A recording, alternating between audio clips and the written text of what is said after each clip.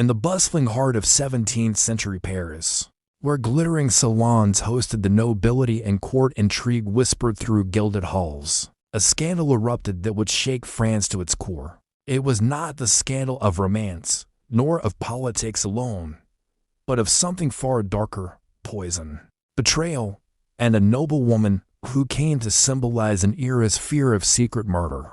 Her name was Marie-Madeleine d'Aubray, better known to history as the Marquise de Brinvilliers. Born into wealth and privilege in 1630, Marie-Madeleine was the daughter of Antoine d'Aubray, a respected nobleman who held offices within the Parisian magistracy. From the outset, her life appeared charmed.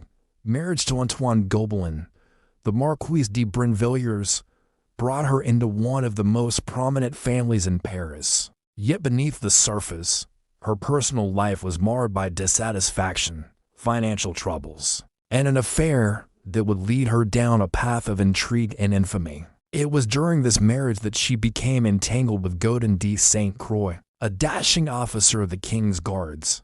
Their affair was scandalous enough, but what followed turned it into something far more sinister. Saint Croix was imprisoned at one point in the Bastille, where he reportedly encountered other prisoners skilled in the use of poisons. When he emerged, he brought with him not only his affection for Marie-Madeleine, but also a new and dangerous knowledge. The pair became partners in crime. Together, they experimented with poisons, ALLEGEDLY, testing their concoctions on hospital patients, the poor, and the sick, whose deaths were unlikely to draw suspicion.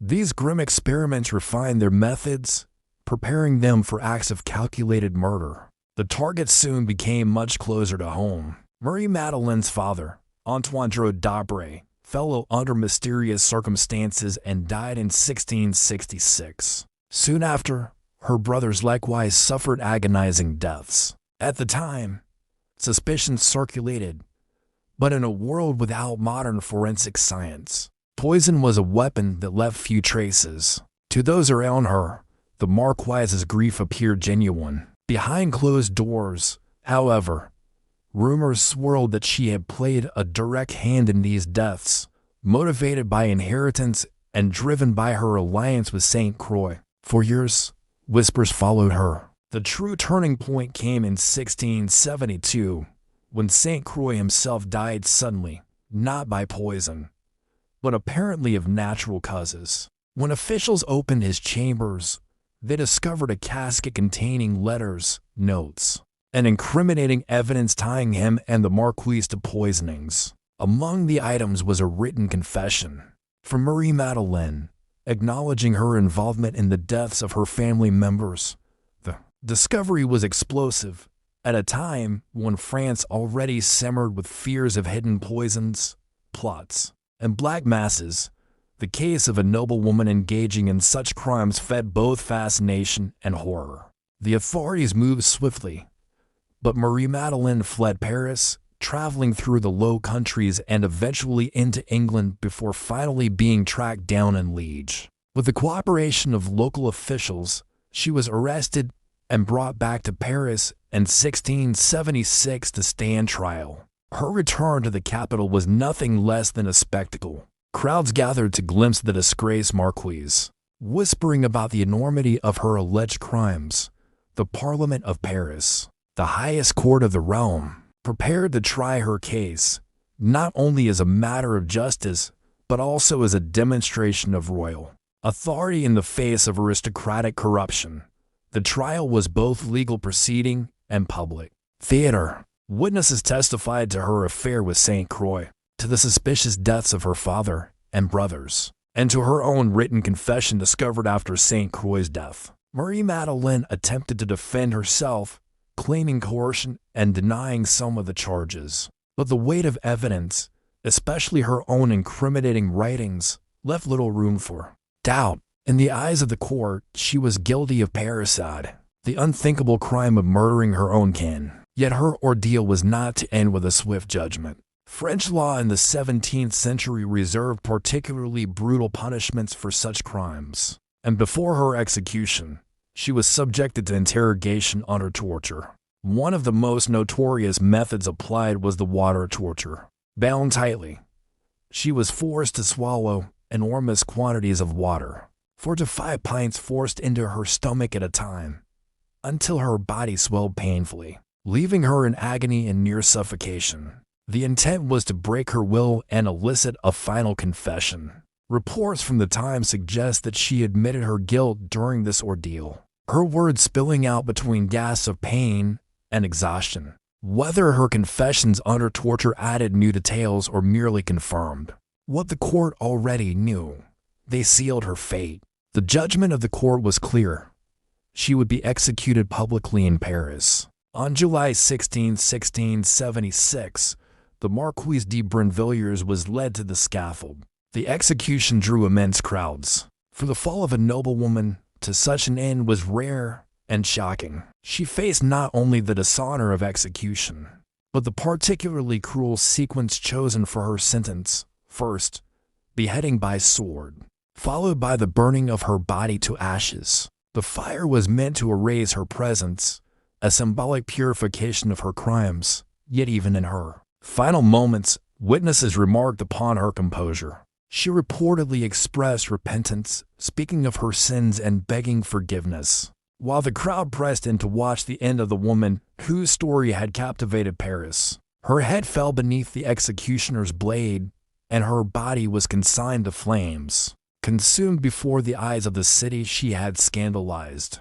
The case of the Marquise de Brinvilliers did not fade quietly into history. Her crimes and her punishment reverberated far beyond her lifetime, fueling a widespread paranoia about poisons in France in the years following her death. Fears of clandestine poisonings and dark conspiracies swept through Paris, reaching their peak during the infamous affair of the poisons under Louis XIV. For many, the Marquise was seen as the harbinger of these fears, a symbol of the hidden dangers lurking beneath the polished surface of noble society. Her story was riddled in pamphlets, chronicles, and eventually in literature, where she became an archetype of the female poisoner, alluring, dangerous, and destructive. To her contemporaries, she represented both fascination and terror. Fascination with the scandal of a noblewoman turned murderer, and terror at the reminder that poison, invisible and insidious, could strike even within the most privileged families. Her trial and execution also reflected the anxieties of 17th century France itself. This was a society deeply concerned with order, hierarchy, and control. The Marquise de Brinvilliers had broken not only the bonds of family, but also the boundaries of class and gender. As a woman of rank, her betrayal of kinship and use of poison challenged the very foundations of trust in noble households. Her punishment, therefore, had to be exemplary, both to reassert the power of law and to warn others of the consequences of secret crimes. By the time the flames consumed her body, she had been transformed from a woman into a symbol. She was no longer Marie-Madeleine d'Aubray, daughter, wife, and lover. She was the Marquise de Brinvilliers, the poisoner, the parricide, the cautionary tale. After the execution of the Marquise de Brinvilliers, Paris was left haunted by both the horror of her crimes and the spectacle of her punishment. Her ashes may have been scattered, but the memory of her case lingered in every whispered conversation and every pamphlet that circulated through the coffee houses and salons of the city. The fascination was not just with her guilt, but with what her downfall revealed about the fragility of trust, the dangers of intimacy, and the hidden poisons, literal and metaphorical, that seemed to flow through French society. In the years that followed, her story became part of a broader cultural panic that historians later called the poison hysteria. The French court, already rife with intrigue and suspicion, began to see conspiracies everywhere. By the late 1670s, the affair of the poisons erupted, with accusations of black masses, fortune-tellers, and nobles dabbling in secret arsenals of toxins. Figures like Catherine Montvoisin, known as La Voisin, were said to sell powders and potions to aristocrats who sought either love or death for their rivals. Whether or not all of these stories were true, the climate of fear was undeniable. and the Marquise de Brinvilliers was often cited as the origin point of this national terror. Writers of the time drew a direct line between her case and the wave of paranoia that followed. Voltaire, a century later, would still mention her when reflecting on the dark chapters of French justice. In popular imagination, she was not just a woman who had poisoned her own kin, she was the figure who had shown Paris how invisible, insidious, and unstoppable poison could be. Unlike the sword or the musket, poison struck quietly, without warning, and without spectacle until the victim was gasping for life. That invisibility terrified both commoners and kings. Her case also highlighted the deep tensions within the French justice system. The use of torture, particularly the water ordeal, was intended to secure truth, but it raised uncomfortable questions. Could confessions extracted under such agony truly be trusted? For contemporaries, the answer mattered less than the demonstration of royal authority. For the crown and its courts, her trial and punishment were not merely about her crimes, but about asserting that no one, not even a noblewoman of wealth and connection, could escape justice. And yet, despite the brutality of her punishment, the Marquise de Brinvilliers was remembered almost as much for her dignity as for her guilt. Chroniclers describe how she faced the scaffold with composure, praying aloud even as she was bound for execution.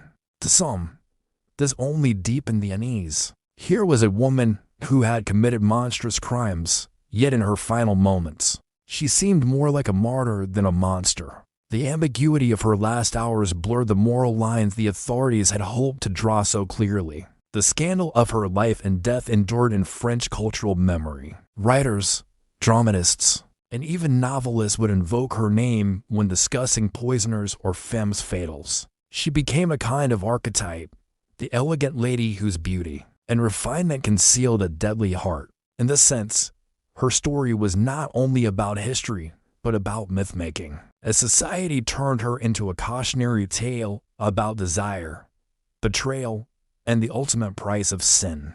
But beyond the myth and the legend, her case reveals much about 17th century France itself. This was a world where women's lives were tightly controlled by family, marriage, and social expectation. To step outside those bounds, particularly in a violent or transgressive way, attracted fascination and horror in equal measure. The Marquise de Brinvilliers was not simply condemned for poisoning her relatives. She was condemned for violating the roles and expectations of her gender and class. Her punishment, staged so publicly and cruelly, was as much about reinforcing societal order as it was about avenging her victims. The execution of the Marquise marked the end of her life, but the beginning of her legend in the decades that followed. Her name was invoked whenever poison appeared in rumor or accusation.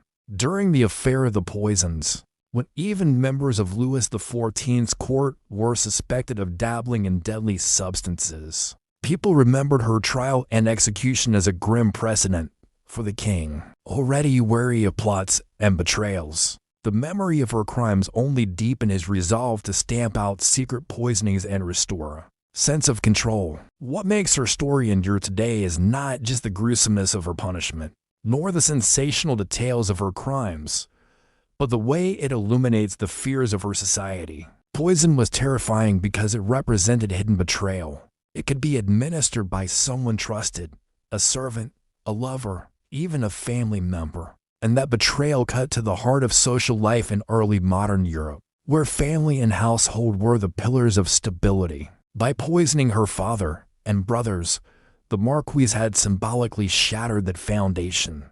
Her ashes may have scattered, but her shadow remained long after the fire went out. Parisian society could not stop talking about her, not because she was the only poisoner, but because she represented the fears, fascinations, and fragility of her time. Her story reminds us that history is not only about kings and battles, but also about the anxieties that haunt everyday life. Fear of betrayal, fear of hidden enemies, fear that trust itself could be poisoned. The Marquise de Brinvilliers remains a striking example of how crime, punishment, and memory intertwine. Her life was filled with desire, secrecy, and ambition.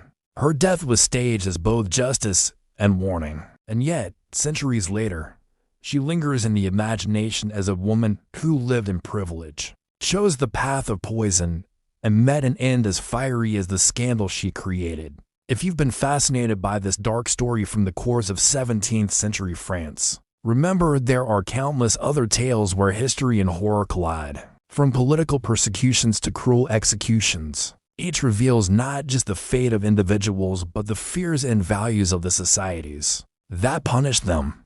Don't forget to like this video if you found it compelling. Subscribe for more hidden and shocking chapters of history, and share your thoughts in the comments. Do you see the Marquise de Brinvilliers as a monster or as a victim of her times? Your perspective adds to the ongoing story of how we remember the darkest moments of the past.